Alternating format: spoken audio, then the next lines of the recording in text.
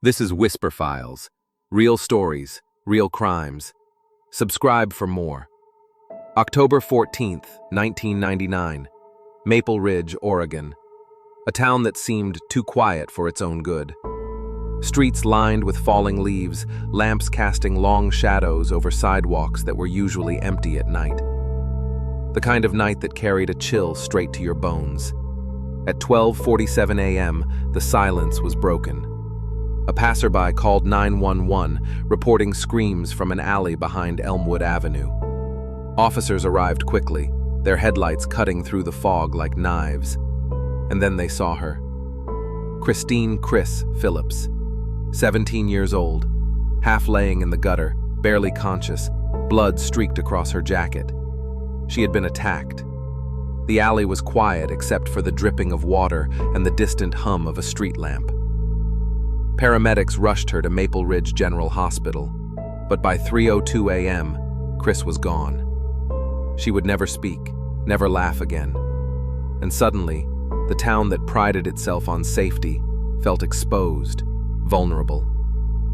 Chris had been just a normal teenager, studious, quiet, writing poetry in her room, volunteering at the library, jogging in the early morning light. She had plans, friends, a younger brother who looked up to her, and parents who trusted that she would always return home safely. That night, she had left a late-night study session with her friend Jenna. Around 11:45 p.m., they parted ways. Jenna took Main Street. Chris chose Elmwood Avenue, the slightly shorter route, dimly lit, trees arching over the road, few street lamps to guide her way. Her last phone call, recorded at 12:10 a.m., was to her boyfriend, Mark Bennett. 45 seconds of connection, a voice that would never hear hers again. After that, silence. Investigators found a single glove near a drain, bloodied and torn. The glove belonged to Chris, but a partial fingerprint was faintly visible, not hers. Security footage from a nearby convenience store showed a dark sedan speeding away around 12:50 a.m., but the camera was old, grainy, leaving only a silhouette, a shape of a car with no clear identification. Detective Lieutenant Dana Carlson took the case personally. A young girl, dead, and no clear suspects. The town whispered names, fingers pointed, but nothing concrete emerged. Chris's boyfriend Mark had an alibi, neighbors gave conflicting reports, and the streets offered no clues. One neighbor remembered hearing an argument, a man's voice, a woman's voice, muffled and tense. Another heard nothing but a thump and silence. The glove, a generic brand sold locally, revealed nothing more. Months passed. Leads went cold. The case was haunting. Every so often, Dana Carlson would reopen the files, revisit evidence, hoping technology or luck would offer a breakthrough. And then, in February 2000, the Phillips family received a typed letter. No signature, no return address, only a confession. I saw what happened to Christine. Didn't mean for it, but she got in my way. I'm sorry. I left my glove behind. The car, you'll never find it. The detective team seized on this. The glove was re-examined with new chemical developers. A partial thumbprint emerged. Too small for immediate ID, but enough to feed the National Crime Database. Maple Ridge held its collective breath, wondering if the killer was speaking from the shadows, hiding in plain sight. Months of genetic research, phone records, witness interviews, and painstaking work finally led to a name: Evan Marshall. He had been in town at the time, 24 years old, living just a few towns over, now relocated to Idaho. DNA from a discarded coffee cup matched the partial sample from the glove. Detectives obtained a warrant and arrested him. In his shed, a notebook was recovered. One line chilled investigators to the core. October 14th, Elmwood Run. Mistake. Left glove. Should have left town. Evan initially denied everything, then confessed in fragments. He had followed Chris, confronted her, a struggle, a push, a panic, a fatal strike that ended her life. By mid-2002, Evan Marshall was convicted. Justice, though delayed, had found its way to Maple Ridge. And yet, for the town, the shadow of that night lingered.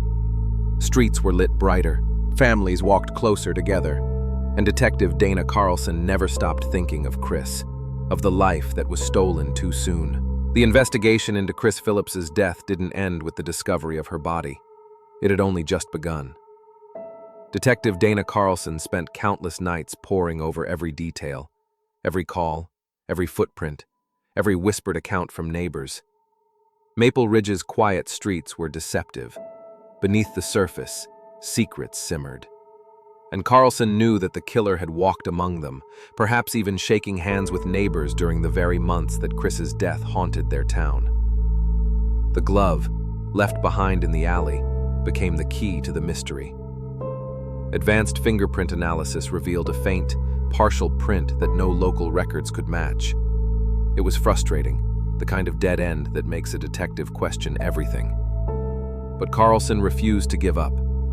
Every week she reopened the case, examined the glove, looked at it under new lighting, new chemical techniques, hoping science would give her a break. Meanwhile, the letter sent to the Phillips family lingered in everyone's mind. Whoever had written it knew exactly what had happened, yet chose anonymity. The words echoed in the empty halls of Maple Ridge. I saw what happened to Christine. Didn't mean for it, but she got in my way. I'm sorry. I left my glove behind. The car? You'll never find it. It was chilling. The killer taunting, confessing in writing, yet hiding. Carlson studied it carefully, noting the typing style, the phrasing, the cold detachment. Whoever wrote this was methodical, perhaps intelligent, and definitely aware of how close the investigation had come.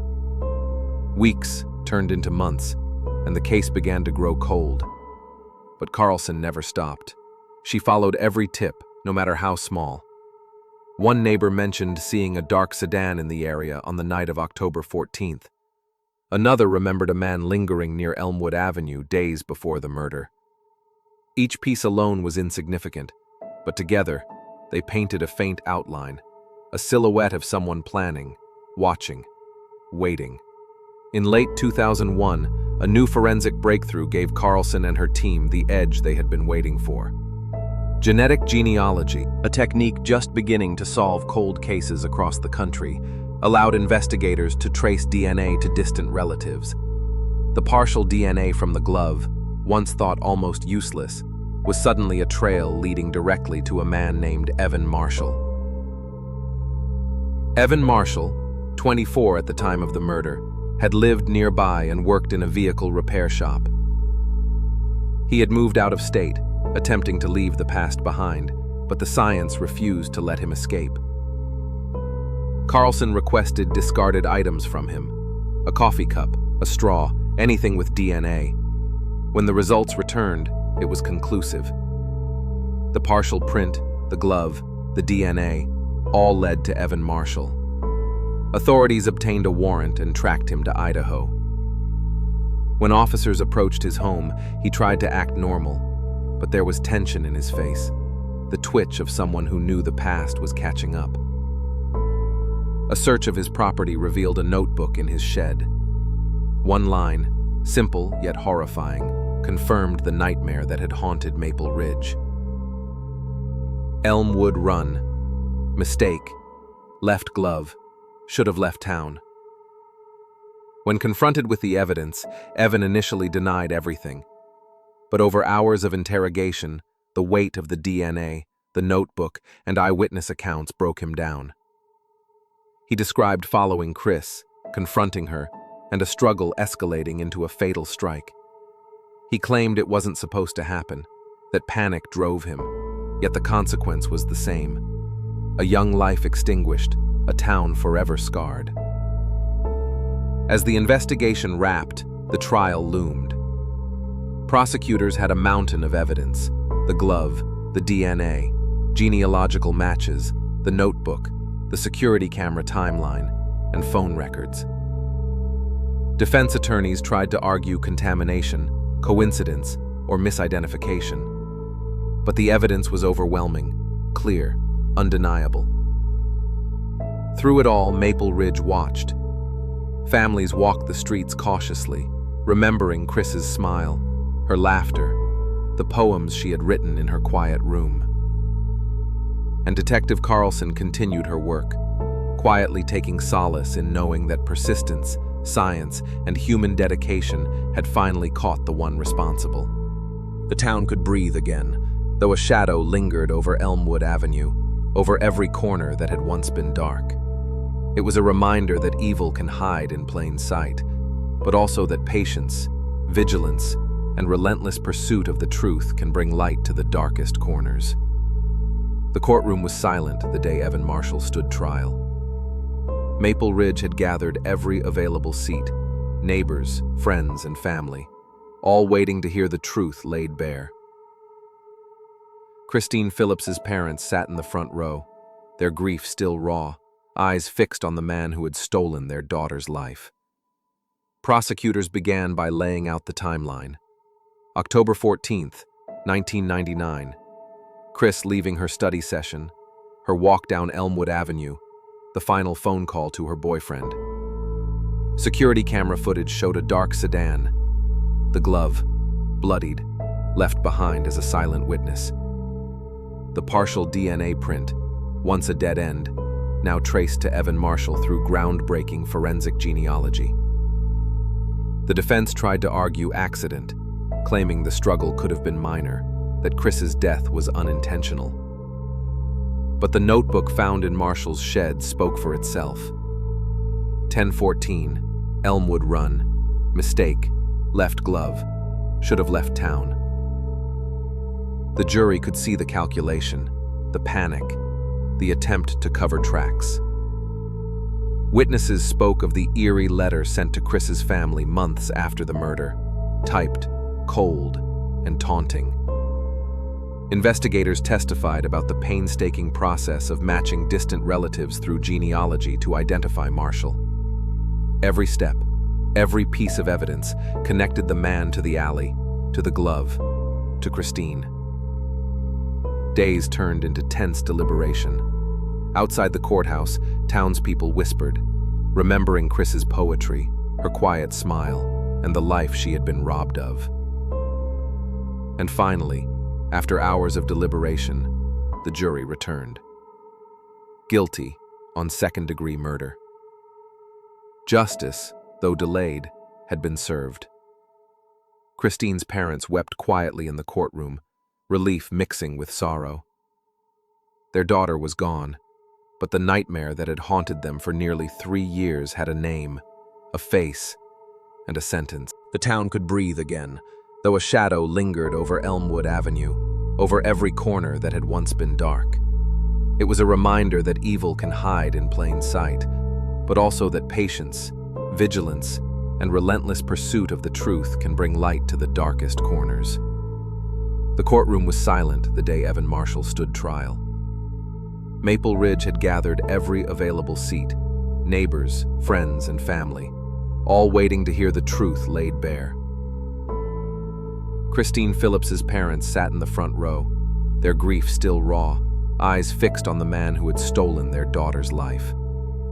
Prosecutors began by laying out the timeline.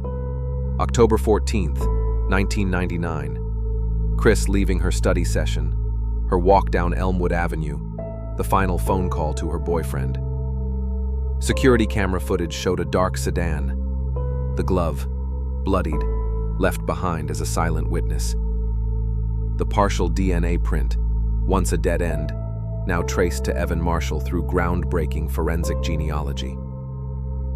The defense tried to argue accident, claiming the struggle could have been minor, that Chris's death was unintentional. But the notebook found in Marshall's shed spoke for itself. 1014, Elmwood Run, mistake, left glove, should have left town. The jury could see the calculation, the panic, the attempt to cover tracks. Witnesses spoke of the eerie letter sent to Chris's family months after the murder, typed, cold, and taunting. Investigators testified about the painstaking process of matching distant relatives through genealogy to identify Marshall. Every step, every piece of evidence connected the man to the alley, to the glove, to Christine. Days turned into tense deliberation.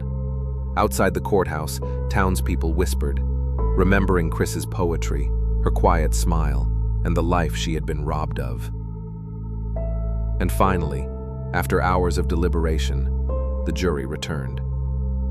Guilty on second-degree murder. Justice, though delayed, had been served.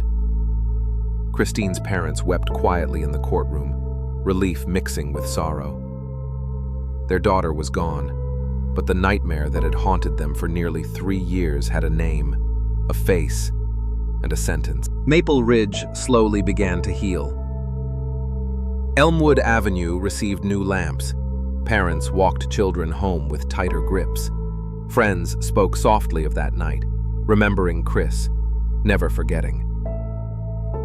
Detective Dana Carlson visited the Phillips home often, quietly, sometimes alone. She would stand in the hallway, reading Chris's poetry, imagining the girl she could have been, and taking comfort in the fact that her perseverance had brought closure.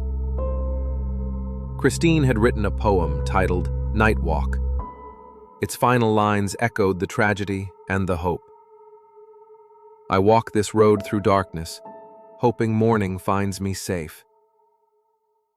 Though the morning came too late for Christine, the persistence of truth brought safety to others. Maple Ridge would never be the same, but it would remember, it would learn, and it would honor the life taken far too soon. Even after Evan Marshall's conviction, Maple Ridge felt the lingering shadows of that October night. Streets once familiar now seemed watchful. Trees that had provided comfort with their rustling leaves now whispered reminders of the night Christine Phillips was taken from them. Detective Dana Carlson often returned to the Elmwood Avenue alley, standing where the glove had been found.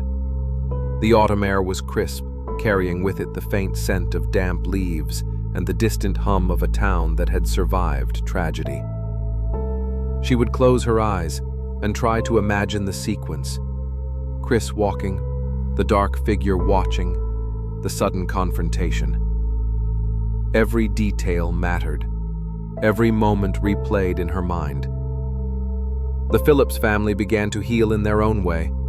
They held memorials in the park where Chris had once jogged, planting flowers in her memory. Friends and neighbors contributed, each gesture a small reclaiming of peace. Yet the grief remained, a quiet echo that would never fully disappear. Evan Marshall, now behind bars, never spoke freely about his motive beyond fragments of panic and fear. But investigators pieced together the chilling psychology. A man who had followed Chris that night, determined to assert control, yet ill-equipped to handle confrontation. The result was catastrophic. One small, avoidable encounter had escalated into death. In Maple Ridge, parents spoke more cautiously, and teens walked in groups. The town collectively learned the brutal lesson. Evil can appear ordinary, lurking in mundane places, behind familiar faces, and in ordinary routines. But there was also a message of hope. Advanced forensic science, persistence, and dedication had solved a case that might otherwise have remained cold forever. The partial fingerprint, once overlooked, the genealogical DNA breakthrough, the painstaking detective work, all combined to ensure that justice would be served. Christine's story became a quiet legend among the residents of Maple Ridge. Parents told their children not in fear but in remembrance. Friends spoke of her with reverence. Her poetry displayed in local libraries, her memory kept alive. The letter, once a source of terror, now symbolized the importance of human vigilance. Even when threats seem faceless and invisible, someone, somewhere, can notice, act, and bring truth to light. Detective Carlson retired years later, but the case of Christine Phillips remained one of her most haunting and fulfilling moments. She had seen evil, pursued it relentlessly, and in doing so, had restored a measure of safety to a grieving town. Maple Ridge itself evolved.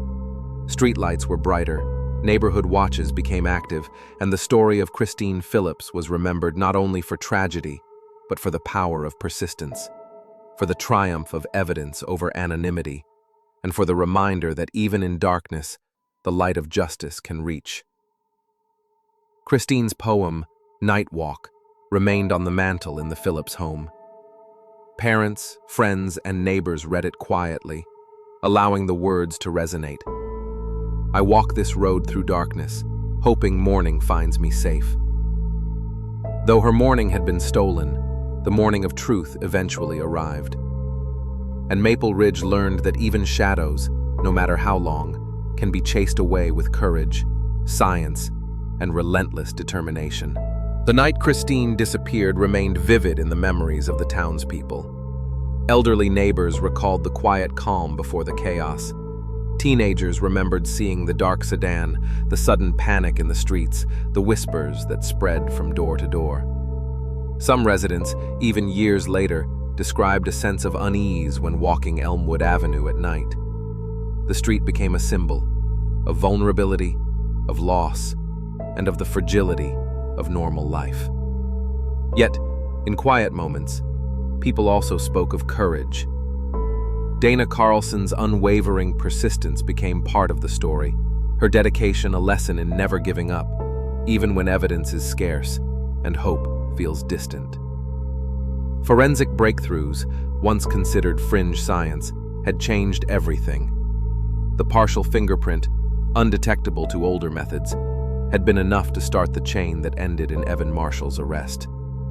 DNA genealogy became a tool not just for this case, but a revolution for criminal investigations across the country.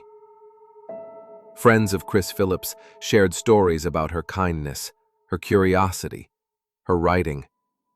These narratives added texture to the tragedy, reminding everyone that a real person had been lost, not just a case file or a statistic. At the trial, residents saw justice unfold. The jury, weighing evidence, the DNA match, the notebook, and the eyewitness accounts, reached a verdict: guilty. Relief mixed with sorrow, a complex emotion that settled over the courtroom like a heavy fog. In the months following the trial, Maple Ridge slowly returned to its routines, yet a sense of vigilance remained. Elmwood Avenue, once dark and ominous, now held brighter lights, more pedestrians, and the quiet knowledge that awareness and caution could prevent future tragedies. Christine Phillips's memory became a quiet beacon. Schools held assemblies in her honor. Local libraries displayed her poems. Neighbors spoke softly of the young girl who had walked these streets, whose life had been stolen, but whose story endured. Even years later, visitors to the town would feel the weight of the story. The alley, the glove, the dark sedan, they lingered in the collective memory. But so did the lesson. Persistence and science can uncover truth, no matter how deeply it hides. And in that truth, Maple Ridge found a measure of peace. A reminder that even in the darkest alleys, light can be brought, slowly, carefully, relentlessly. Years after the trial, the Phillips family continued to honor Chris's life. They planted trees, placed a plaque at the park, and shared her poems with the world. Her words, once private, now became a lasting testimony of a life that deserved to be remembered.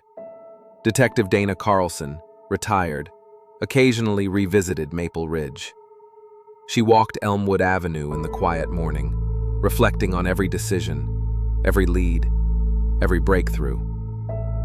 The case had haunted her, yet it had also defined her career, a reminder of why she became a detective in the first place. Evan Marshall remained behind bars. He never fully explained his actions beyond panic and misjudgment. The notebook, the DNA, the letter, all spoke louder than his words ever could. Justice had been served, but the haunting question lingered. Why did a life end so abruptly? Maple Ridge, forever changed, had learned a painful but important lesson. Darkness can hide in everyday life, in ordinary routines, and behind familiar faces. But vigilance, courage, and the relentless pursuit of truth can shine a light even in the shadows. Christine Phillips's poem, Night Walk, continues to echo through the halls of her home, libraries, and the hearts of those who knew her. I walk this road through darkness, hoping morning finds me safe. Though her morning was stolen, the light of justice, discovery, and remembrance illuminated her story. Maple Ridge would never forget. This is Whisper Files. Real stories, real crimes. Subscribe for more.